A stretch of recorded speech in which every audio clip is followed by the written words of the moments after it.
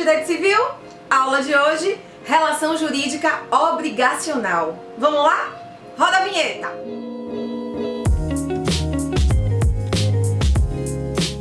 Olá, pessoas! Vamos falar hoje acerca das obrigações. Antes de começar, eu quero que você fique atento ao seguinte. Se você abrir o seu Código Civil a partir do artigo 233 do Código 233, você vai perceber que é inaugurado a partir desse momento uma nova parte, que é a parte especial.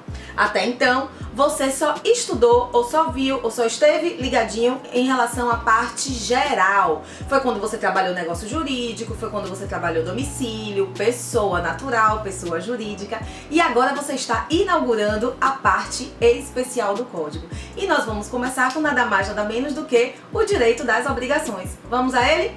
E o que é obrigação? Atenção! Obrigação é uma relação jurídica, em que um sujeito se obriga em favor de um outro sujeito acerca de um determinado objeto. Mas, Thaís, isso está muito abstrato. Claro, meu amor, agora eu vou lhe dar os nomes. Vamos lá? É uma relação jurídica, é um vínculo jurídico de direito pessoal, através do qual o devedor, sim, que é a parte que se obriga, o devedor, ele se vincula ao credor no que diz respeito ao cumprimento de uma prestação. Então, de um lado, nós vamos ter um devedor e do outro lado, nós vamos ter um credor. São os sujeitos da relação jurídica obrigacional. E perceberam que tem uma ligação aí? Pois bem, é exatamente o vínculo jurídico que surge a partir daí. Diante disso, inevitável, portanto, que a gente trabalhe as relações obrigacionais antes de começar a falar da classificação, primeiro conhecendo esses pilares das relações obrigacionais.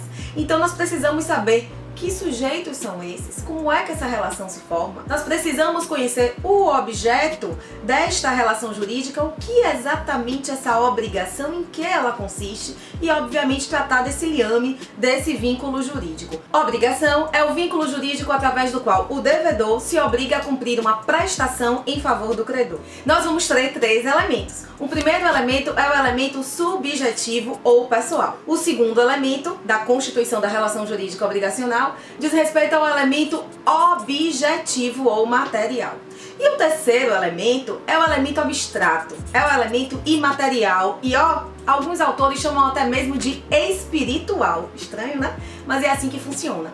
Vamos lá então para cada um desses elementos e conhecer, as partes vinculadas aí? Vamos então a eles. Então, nós temos primeiro o elemento subjetivo. Em que consiste o elemento subjetivo? Nos sujeitos da relação obrigacional. Nós já sabemos, a partir do conceito que eu dei há pouco, que de um lado nós temos o credor, do outro lado nós temos o devedor. Portanto, nós temos dois polos nessa relação jurídica obrigacional. Nós vamos ter o polo ativo, que é a figura do credor, portanto, aquele que vai ter o direito de exigir do devedor o cumprimento da prestação. E de outro lado, nós vamos ter aquele que está sujeito, que deve cumprir a prestação. Quem é ele? O nosso devedor. Então, de um lado, credor, polo ativo, do outro lado, devedor, polo passivo desta relação jurídica obrigacional. Vamos então conhecer, tá, Thaís? Tudo bem, já sei que existe um credor, já sei que existe um devedor. Não precisa ser um não, podem ser vários. Deixa eu te falar, tanto o polo ativo quanto o polo passivo pode ser composto por apenas um devedor, apenas um credor, ou podem ser vários os credores ou vários os devedores. É o que vai justificar nos vídeos mais pra frente um pouquinho, em que nós vamos tratar a respeito da classificação especial das obrigações. É o momento em que você vai entender que existe a solidariedade ativa, solidariedade passiva, que podem existir vários devedores, vários credores e um objeto indivisível. Como é que você vai então cumprir essa prestação? Então a gente vai tratar disso com mais riqueza um pouquinho mais pra frente. Mas é importante desde logo que você saiba tanto o polo ativo, ou seja, aquele em que figura o credor, quanto o polo passivo da relação jurídica obrigacional. Esses polos serão compostos por um ou diversos sujeitos. Não importa, vai depender de que forma você vai constituir essa relação jurídica obrigacional. Ainda, eu quero lembrá-los que, em se tratando de sujeitos, nós estamos diante de pessoa natural, não é isso? que nós já conhecemos, já sabemos, porque já está lá atrás em parte geral, mas vamos ter aulinha aqui também sobre essa temática. E também nós podemos estar diante da pessoa jurídica. É bom também sinalizar para vocês que esses sujeitos poderão estar representados ou não, vai depender se eles têm capacidade ou não jurídica para a prática dos atos da vida civil. Não esqueça disso, né? Lembra lá no artigo 104 do Código, quando a gente trata de negócio jurídico, você aprendeu que as partes devem ser capazes. E é uma capacidade que atinge, portanto, a plenitude para a prática dos atos da vida civil, mas também a legitimidade. Lembre que alguns negócios é preciso que, além da capacidade, você esteja legitimado a praticar. E isso nada mais é do que a chamada capacidade específica. Então, a depender do negócio, por exemplo, eu não posso sair por aí pegando um celular alheio e tentando aliená-lo. Por que eu não posso fazer isso? Por uma razão muito simples, eu só posso alienar o meu celular. Tenho mais de 18 anos? Tenho. Mas eu não posso alienar o celular alheio, que apesar de estar sujeito a uma propriedade privada de alguém, esta pessoa, ela sim é a proprietária do celular. E não eu. Portanto, eu tenho mais de 18 anos, plena capacidade para a prática dos atos da vida civil, mas eu não tenho o quê? Legitimidade, porque eu não sou dona e só o proprietário que tem a faculdade de dispor da coisa. Não é isso? Então, nós podemos estar diante, portanto, da pessoa natural, que é aquela conhecida por nós também como pessoa jurídica. Tecnicamente é melhor chamar de pessoa natural, que pode falar em seu próprio nome, uma vez que ela tenha capacidade para tanto, ou ela poderá ser devidamente representada através dos institutos que você já conhece de representação e de assistência. E esta pessoa também pode ser a pessoa jurídica. E é bom que se inclua, né, nesse rol, que não somente aquelas que sejam personificadas, mas, por exemplo, as sociedades de fato, elas não têm legitimidade para agir em seu próprio nome? Pois então, essas sociedades não personificadas, elas poderão também figurar tanto no polo ativo quanto no polo passivo da nossa relação obrigacional. Não esqueçam ainda, em se tratando de sujeitos dessa relação jurídica obrigacional, nós precisamos também ter em mente que, em regra, normalmente eles são sujeitos devidamente determinados, né? Nós já sabemos quem é o devedor e nós já sabemos quem é o credor da relação jurídica obrigacional, mas nada impede, nada obsta em que, eventualmente, estejamos diante de determinadas relações cujo sujeito ele ainda seja passível de determinação, ou seja, ele seja determinável, ok? Olha como eu tô chamando a atenção para vocês, determinável. O que é que eu quero dizer com isso? Que devem existir elementos que te permita identificar quem vai ser o sujeito da relação, seja o credor, seja o devedor. Vou te dar alguns exemplos. Se você, por exemplo, né, emite um cheque. Esse cheque é um cheque ao portador. Esse cheque, né, como o título de crédito que é, né, como a nota cambiária que é, ele vai poder o quê? Circular. E aí você não sabe nas mãos de quem ele poderá cair e esta pessoa figurará como credor daquela quantia que está ali consignada no cheque.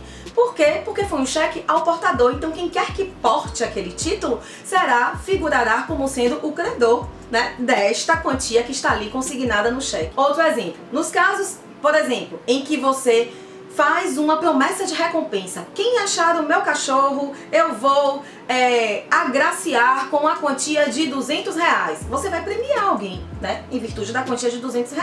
Você vai dar a descrição do seu cachorro. Aparece a pessoa diante de você com o quê? Com o seu cachorro na mão. Naquele momento vai surgir para ele o direito, mas você não sabia se é do seu vizinho, se é do vizinho da outra rua, se foi o dono da banquinha, né, de revista. Você não sabe quem é que vai encontrar seu cachorro. Aquela pessoa que encontrou, a partir daquele momento, apresentou ali circunstâncias, elementos que fizeram dela agora a peça-chave, a peça figurativa do status de credor nesta relação jurídica obrigacional. Belezinha? Vou te dar mais um exemplo porque me ocorreu aqui. Quando nós estamos diante dessas premiações de loteria e que você vai lá e faz o seu joguinho, quem vai ganhar? Não sei, porque é um sorteio. Em algum momento vai ser rodado, né? Os números vão ser devidamente eleitos, né? Vão ser escolhidos ali. E a partir daquele momento em que os números forem identificados, quem tiver o bilhetinho coincidindo com aqueles números se torna o ganhador da loteria. Portanto, mais uma vez, estamos diante de elementos, circunstâncias que demonstram para você que é passível de determinação, mas jamais indeterminado, ok? Nem o sujeito e nem a prestação que eu vou falar já já. Belezinha? Vamos lembrar o seguinte, portanto, Sujeito ativo da relação é o todo-poderoso. Quem é o todo-poderoso? O credor. É quem vai ter o direito de exigir do devedor o cumprimento da prestação. E do outro lado, sujeito passivo, quem é que vai ser essa pessoa? Nada mais, nada menos do que o devedor, que vai ser aquele que vai ter a obrigação, que vai estar sujeito ao cumprimento da prestação. Mais um ponto relevante pra gente. Anote aí. É possível que as relações jurídicas obrigacionais elas sejam constituídas em favor de pessoas que, por enquanto, ainda não existem. Serão ainda criadas ou estarão em formação. Professor, isso é possível? Claro, meu amor, deixa eu te contar. Lembra do nascituro? Que é o nascituro? Aquele que está aqui, ó, sendo gestado. Diante disso, é possível que o nascituro ele seja o titular de um direito. E já que ele pode figurar como titular do direito, a gente vai ter que esperar transcorrer o tempo de uma gestação, esperar aquele bebê, né, nascer, o nascituro finalmente chegar ao mundo e atenção, o que é que ele tem que fazer? Respirar com vida. Porque no dia que ele faz isso, ó, pode chorar ou até esperar o tapinha para ele poder chorar, mas no momento em que ele respira, meu amor, deixa eu te contar, a partir daí, então, adere a ele, eu adoro fazer isso, né? Os meus meninos, eles já sabem, ó, adere a ele uma coisa chamada personalidade jurídica. Então, eu preciso esperar ele nascer com vida, porque se for um natimorto, infelizmente, ele não vai estar, né, podendo figurar como titular de nenhum direito, mas na qualidade de nascituro, que ainda, portanto, é um bebê, é uma pessoa natural que está em formação, ele poderá sim ser alguém que poderá figurar como titular de um direito, mas tem que nascer com vida. Mais uma coisa, isso vale para as pessoas jurídicas também que estejam em formação, tá certo? Não esqueçam, se a pessoa jurídica ainda estiver em fase de constituição, ainda assim é possível também que ela seja titular de direitos e obrigações. Fechou? Já conhecemos, portanto, com riqueza de detalhes, todo o elemento subjetivo ou pessoal da relação jurídica obrigacional. Agora vamos para o elemento número 2. É o elemento material ou elemento objetivo da relação jurídica obrigacional. O que é isso? A prestação, né? O devedor, ele está vinculado ao credor por conta de alguma obrigação, por conta de alguma prestação que ele deverá cumprir. Qual é essa prestação? Ela poderá ser positiva ou negativa. Como assim? Positiva quando decorrer de uma ação, né? Quando decorrer de uma conduta positiva, decorrer de um atuar. Esse atuar será conhecido por nós como dois verbinhos: obrigação de dar ou obrigação de fazer, que nós vamos estudar com mais riqueza de detalhes no próximo vídeo. E poderá também decorrer de uma omissão, de uma abstenção, portanto uma conduta negativa. Sim, existe a conduta negativa. E nesse caso nós estaremos diante da obrigação de não fazer. Portanto, quando nós tratamos a respeito do elemento objetivo da relação obrigacional, nós estamos nos referindo à prestação. Essa prestação poderá ser de dar, fazer ou não fazer. Que, repito, nós trabalharemos com mais detalhes no próximo vídeo, quando nós vamos tratar sobre classificação das obrigações, é a chamada classificação básica das obrigações. Mas vem aqui, ainda sobre a prestação, por alguma razão, este devedor, eu tô falando alguma razão, vocês vão entender o porquê já já, mas por alguma razão, este devedor está vinculado a este credor, através, em virtude, pelo sentido daquela prestação que ele deve cumprir. Portanto, este devedor vai ter a obrigação de cumprir esta prestação em face deste credor. Esta obrigação, portanto, também chamada de prestação ou vínculo prestacional ou vínculo obrigacional, como você queira nominar, ela deve ser, primeiro, economicamente aferível. Sim, meu amor, por trás dela deve ter algum sentido, algum valor econômico que justifique, porque nós estamos diante de relações jurídicas obrigacionais que justificam a circulação de riquezas. Então a prestação ela tem que ter um cunho patrimonial, mesmo que seja uma atividade que você vai realizar, sim, ela custa algum valor, mesmo que seja gratuita, sim, porque por trás dela existe um labor envolvido, existe uma atividade executada e que ela sim é passível de ser quantificada. Justamente pela necessidade do cumprimento da obrigação, ou justamente pela possibilidade desta relação jurídica obrigacional poder ser descumprida, aí é que você precisa ter elementos quantificáveis, porque vão ter repercussões legais em virtude do descumprimento da obrigação, certo? É importante que você saiba também que essa relação jurídica obrigacional, ela tem natureza transitória. Não é pra vida toda não, meu amor. Em algum momento vai acabar. Em algum momento vai chegar o dia, a hora, o lugar, vamos falar disso na aula de pagamento, em que o devedor deverá cumprir aquela prestação em face do credor. E obviamente vai chegar o dia, a hora e o lugar que o credor vai bater na porta do devedor para dizer: cadê, meu filho, a prestação? Cadê a obrigação? Vamos executá-la. Chegou o dia, chegou o momento. Então, toda a prestação, ela deve ser também o quê? Transitória, economicamente aferível e obviamente transitória. Não esqueçam, esta relação jurídica obrigacional, essa prestação, ela deve obedecer ao comando lá do artigo 104 do nosso Código Civil. Esse objeto, por via óbvia, ele deve ser lícito, possível, determinado ou determinável. Vamos lembrar o que é isso? O que é um objeto lícito? É aquele, meu bem, que está em consonância com o ordenamento jurídico. Eu gosto muito de falar nesse sentido. Quem me conhece sabe que eu não gosto de fazer um registro em que a licitude está vinculada necessariamente ao que está permitido por lei. Porque nem sempre diz respeito apenas ao contexto da legalidade propriamente dita, no sentido da positivação favorável ou da positivação tornando aquele ato ilícito. Mas a gente considera também os costumes, a gente considera também os elementos principiológicos, a gente considera também contextos para além do mero texto, né, legal. Então, diante disso, vamos pensar na licitude sob o seguinte viés. É pensar sobre o objeto da minha relação jurídica obrigacional. Para ser lícito, ele precisa estar em consonância com o ordenamento jurídico, em toda a sua essência e tudo aquilo que comporte. Outra coisa, ele deve ser possível. E atenção, esta possibilidade é uma possibilidade que deve ser enxergada sob dois vieses, tá? É uma possibilidade física e é uma possibilidade jurídica. Observe. Que é possibilidade física? É aquele objeto ser efetivamente palpável, passível de realização, né? Quando eu tô falando objeto, lembra, eu tô falando da prestação. Essa prestação, ela deve ser palpável, passível de realização. Se eu me comprometo a entregar para você dentro de uma garrafa PET toda a água do oceano, isso é viável? Óbvio que não. Se eu me comprometer com você em hoje, neste exato momento, fazer um bate e volta em 35 segundos, né, daqui até a Lua, isso é viável? É óbvio que não. Então, nós estaremos diante de uma inviabilidade física deste objeto, ok? Mas nós temos também a inviabilidade ou a impossibilidade jurídica.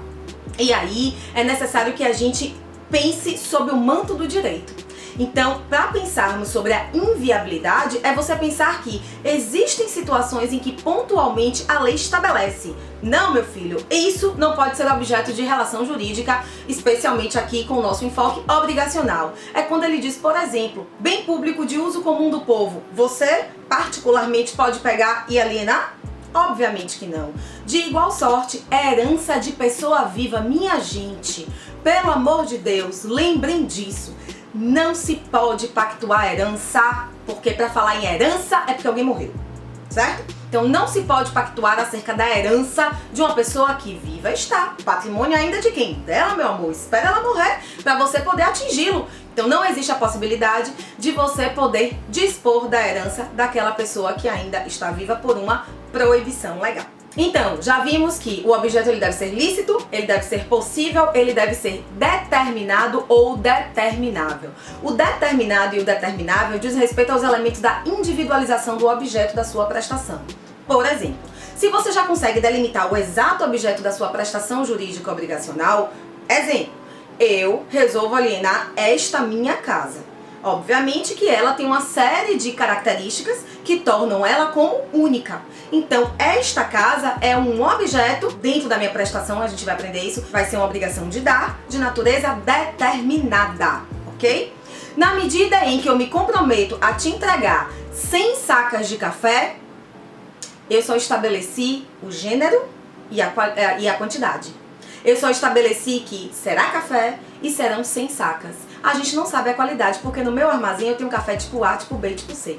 Então você já entendeu que existem elementos que vão me permitir individualizar, mas eu ainda não consigo apontar e dizer são essas as 100 sacas de café que eu vou dispor nesta relação jurídica, certo?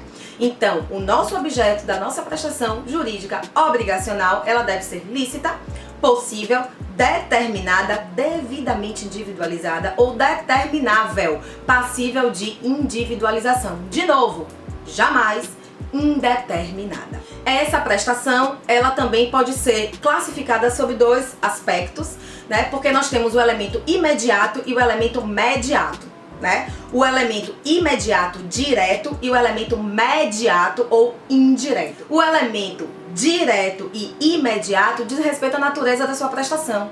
De que prestação estamos falando? De uma prestação positiva, de dar ou fazer, ou de uma prestação negativa, de não fazer?